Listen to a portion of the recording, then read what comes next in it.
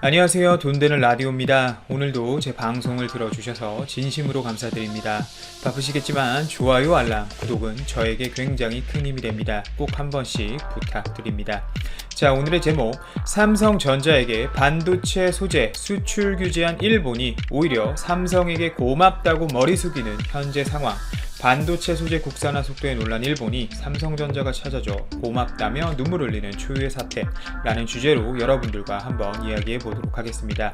자, 수출 규제가 시작된 지 약 3달이 다 되어가고 이 3달 동안 굉장히 많은 일들이 있었습니다.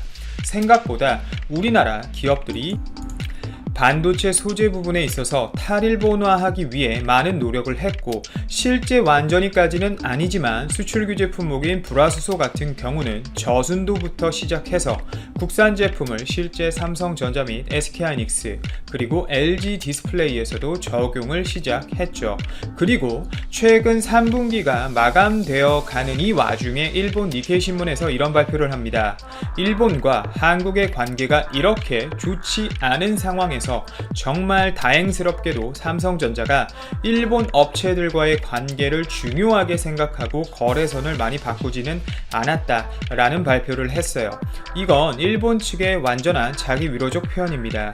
그리고 아마 일본 산업계에서는 정말 다행이라고 생각을 하고 있을 겁니다. 왜겠습니까? 세계에서 가장 큰 초대형 고객을 일본이 놓쳤다고 한번 생각을 해보시죠. 일본 입장에서는 상상할 수 없을 정도의 천문학적인 손해를 얻게 됩니다. 실제 니케이 신문에 따르면 삼성전자의 소재 및 부품을 납품하는 상위권 국가는 1위가 대한민국, 2위가 일본인데요. 아직도 일본 순위가 2위로 높은 편이죠. 하지만 작년 대비 일본 소재 개수가 줄었다는 점이 가장 중요하고 우리가 주목해야 하는 점입니다. 하지만 이런 와중에도 정신을 못 차리는 일본 그 자체의 본질은 변하지 않았습니다. 극우적 표현을 쉽게 볼 수 있었는데요. 반도체 공정이 초미세화되어 가서 이제 부품과 소재를 쉽게 바꾸지 못할 것이다. 이 부분은 틀렸습니다. 이미 삼성은 램 리서치 및 세계 유수의 연구기관 그리고 국내 카이스트 및 중소 그리고 강소기업들과 함께 반도체 소재 부품 국산화를 위해 열심히 연구 중입니다. 두 번째, 한국은 빠른 결과 그리고 성과를 중시하는 특유의 성격, 즉 냄비 근성이 있어 일본을 벗어나기 어려울 것이다. 이 부분은 우리나라 국민들을 굉장히 우롱하는 표현이죠. 세 번째, 투자하는 시간과 국산화를 하려면 많은 금액이 필요해 일본으로부터 벗어나기 어렵다라는 글들이 많습니다. 결국 일본의 표현들은 대부분 자기 위로하기 위한 생각과 정신승리 뿐이란 거죠. 일본의 반도체 소재 장비 점유율은 해가 갈수록 떨어지고 있는 점을 일본은 모르고 있는 겁니다. 그리고 한 번에 많은 소재를 동시다발적으로 바꾸면 제품을 생산하는 데 있어 위험 부담이 있을 수밖에 없기 때문에 천천히 시간을 들여 국산화하는 것이지, 일본이 좋아서 일본을 사랑해서 일본 거 쓰는 게 아니란 거죠. 천천히 탈일본화 하면서 국내외 공급망을 다변화하는 과정을 통해 최대한 리스크를 줄이는 방식으로 가려는 겁니다. 뜬금없이 일본 것 모든 것을 쓰지 않으면 사실상 라인이 제대로 돌아가지 못하는 것은 팩트입니다만, 영원히 일본 소재를 쓸 것이라는 저런 생각은 정말 잘못된 생각이란 거죠. 그리고 또 여기서 문제는 이제 일본 업체들이 단순히 애국심에 힘입어 일본을 지지하는 형국이 아니라는 게 가장 중요합니다. 실제 삼성전자의 공급처 다변화라는 선택은 일본 기업들의 존폐 위기가 달려 있습니다.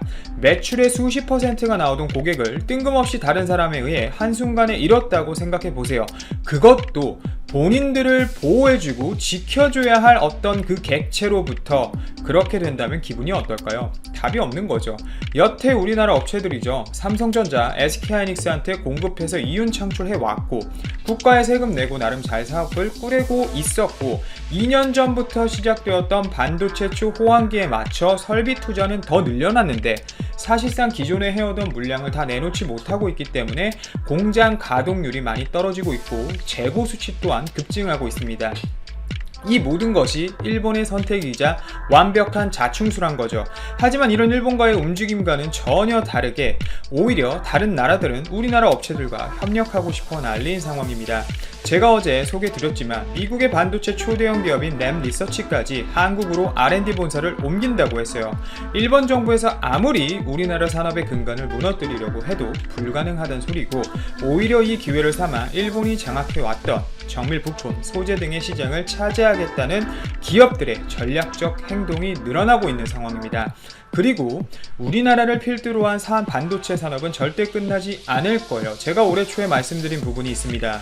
상저하고 늦어도 4분기쯤에는 반도체 업황이 회복될 거라고 말씀을 드렸었죠. 돈 되는 라디오에서. 최근 들어 낸드도 반등을 시작했고 D램 값도 반등하려는 모습을 보이고 있습니다. 그리고 삼성에서 최근에는 이 낸드 시장에서 네버다이라는 프리미엄 낸드 제품을 또 내놨죠. 주가만 봐도 거진 5만원 선까지 이제 올라왔는데요. 아무래도 재고가 굉장히 문제가 되었었는데 가격이 싸지면서 수요가 많아져 자연스레 재고가 반 이상 빠졌습니다. 또 거기에 매년 3분기가 끝나가거나 4분기가 시작될 때쯤 대부분 새로운 스마트폰 발표들을 하는데요. 최근 보시면 갤럭시 폴드가 완판 행렬을 짓고 있고, 갤럭시 노트 10, 5G 및 갤럭시 S10 시리즈가 굉장히 반응이 좋습니다. 또 거기에 삼성전자의 메모리 반도체를 필요로 하는 애플도 아이폰 11 시리즈 발표를 했고, 화웨이, 오포, 비보, 샤오미 등도 연달아 신제품을 내놨죠. 전반적으로 4분기는 반도체 수요가 확실히 많아지는 부분에 아무래도 전자 내부에 또 속한 각 사업부들의 실적 개선까지 더 이루어질 것이라고 예상을 합니다. 오늘도 제 방송을 들어주셔서 진심으로 감사드리고 이만 방송을 마치도록 하겠습니다. 감사합니다. LG 디스플레이 제1회 오픈 이노베이션 포럼 개최. LG 디스플레이가 알드 확장성을 바탕으로 새로운 사업 기회를 발굴하고 생태계를 넓혀가기 위해 건설, 가구, 인테리어 업체 등 이중산업과의 전략적 협력에 나선다. LG 디스플레이는 산업 간 경계를 뛰어넘어 기술과 인사이트를 공유하고 협업함으로써 소비자들의 라이프 스타일을 바꿀 수 있는 혁신적인 가치를 제공해 나가고자 제1회 오픈 이노베이션 포럼을 개최한다고 27일 밝혔다. 지난 6월 최고의 디스플레이 솔루션 기업이라는 경영 목표를 발표한 바 있는 LG 디스플레이는 사업 범위를 디스플레이 패널 제조에 한정하지 않고 비즈니스 모델 관점에서 생태계 전반으로 확장하기 위한 항모에 본격적으로 나서기 시작한 것이다. 제1회 오픈 이노베이션 포럼은 최근 코로나19로 인해 소비자들이 외부 활동을 급격히 줄이는 등 생활 습관의 변화가 나타나며 집의 의미가 더욱 커짐에 따라 홈라이프를 주제로 진행된다. LG 디스플레이는 관련 업체 및 스타트업과의 협력을 통해 새로운 사업 기회와 비즈니스 솔루션을 찾을 계획이다. 우선 LG 디스플레이는 건설, 가구, 인테리어 업체와 공동 업무 그룹을 구성해 홈라이프의 혁신을 위한 가구형 가전, 인테리어용 빌트, 인 가전, 스마트 영상 가전 등 다양한 알드 제품의 가능성에 대해 논의하며 공간별 최적의 디스플레이와 서비스 컨셉을 도출키로 했다. 이를 통해 건설, 가구, 인테리어 산업 내에서 알드 기술을 접목하고 보다 폭넓게 활용할 수 있는 방안을 모색할 방침이다. LG 디스플레이는 업체 관계자들이 알드 확장 방안에 대해 명확하게 이해하고 활용 방안에 대한 인사이트를 찾아낼 수 있도록 마곡에 위치한 LG 사이언스 파크에 알드 쇼룸을 설치하고 가변형 TV, 거울 디스플레이, 투명 디스플레이, 월페이퍼 등 다양한 알드 제품을 실제로 경험할 수 있게 했다. 이와 더불어 오픈 이노베이션 포럼에서는 디스플레이에서 활용할 수 있는 게임, 건강, 요리, 패션 콘텐츠 등의 개발을 위한 스타트업 업체 대상 아이디어 공모전도 개최한다. 8월 4일부터 6일까지 3일간 진행되는 온라인 해커톤을 통해 10개 우수 업체를 선정. 상금 및 개발 지원금, 기술 검증 지원, 사업 모델 및 제품 개발 컨설팅, 판로 개척 및 국내외 전시회 참가 지원 등의 혜택을 제공한다. 특히 개발 기술들이 향후 상용화까지 이어질 수 있도록 공동 사업과도 추진할 예정이다. LG 디스플레이는 새로운 형태의 디스플레이에 적합한 콘텐츠와 운영 시스템이 뒷받침되면 제품의 활용 가치가 더욱 높아질 것이라고 설명했다. 제1회 오픈 이노베이션 포럼을 준비한 LG 디스플레이 사업개발 담당 전성훈 상무는 디지털 혁신 가속화에 따라 디스플레이는 기존 사용 범위를 넘어서 점점 더 많은 곳에 적용되어 갈 것이라며 LG 디스플레이의 혁신적인 알드 기술을 타 산업에서도 활용할 수 있도록 제안하고 아이디어를 교류함으로써 새로운 사업의 기회와 미래 먹거리를 발굴하기 위해 앞으로도 오픈 이노베이션을 적극 활용해 갈 것이라고 밝혔다. LG 디스플레이는 홈라이프 테마를 시작으로 매년 시장 트렌드를 반영한 주제를 선정하여 오픈 이노베이션 포럼을 개최할 계획이다. 기술력의 정점, 돌돌 많은 LG 롤러블폰 출시될까? 일률 단편화된 스마트폰 폼팩터가 다양화하고 있다. 정형화된 기존 틀을 벗어나 접고편은 폴더블폰부터 스크린 2개를 연결한 듀얼 스크린폰까지 스마트폰 폼팩터 경쟁이 뜨겁다. 여기에 가장 기대감을 모으고 있는 새로운 폼팩터가 있다. LG 점자 롤러블폰이다. 그간 소문만 무성했던 롤러블폰이 이루면 내년에 출시될 수 있다는 전망이 나온다. 해당 제품이 출시되면 LG 점자 스마트폰의 새로운 전환점을 맞이할 수 있다. 삼성전자 폴더블폰의 이은 스마트폰 기술의 정점을 확인시켜주는 계기가 될 수도 있다. 외신과 업계에 따르면 LG 점자는 롤러블 스마트폰 개발명을 B프로젝트로 정하고 개발을 진행하고 있다. B프로젝트에서 B는 권봉석 LG 점자 사장 이름 중 동의 이니셜을 따온 것으로 업계는 추정한다. LG 점자가 어떤 형태의 롤러블폰을 개발하고 있는지는 명확하지 않다. 다만 가장 많이 알려진 정보는 말려있는 디스플레이를 옆으로 펼치는 구조다. 일명 상소문폰이라 불리기도 한다. 형태가 상소문을 펼치는 모습과 비슷하다는 이유에서 이렇게 명명됐다. 최근 LG 디스플레이가 특허청에 등록한 디자인을 미뤄보면 폴더블폰과 롤러블폰을 합친 형태가 될 수도 있다. 이는 접힌 상태에서는 일반 스마트폰과 비슷한데 펼치면 태블릿처럼 화면이 커지고 그 상태에서 한 번 더 말려있는 디스플레이를 펼쳐 확장할 수 있는 형태다. LG 점자는 롤러블폰과 관련된 것으로 추정되는 상표관과 특허도 잇따라 출원했다.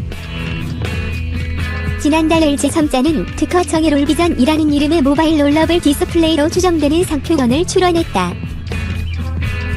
LG 점자의 현재 스마트폰 디스플레이 이름은 2017년지 6회에 처음 상표권을 등록한 풀비전이다.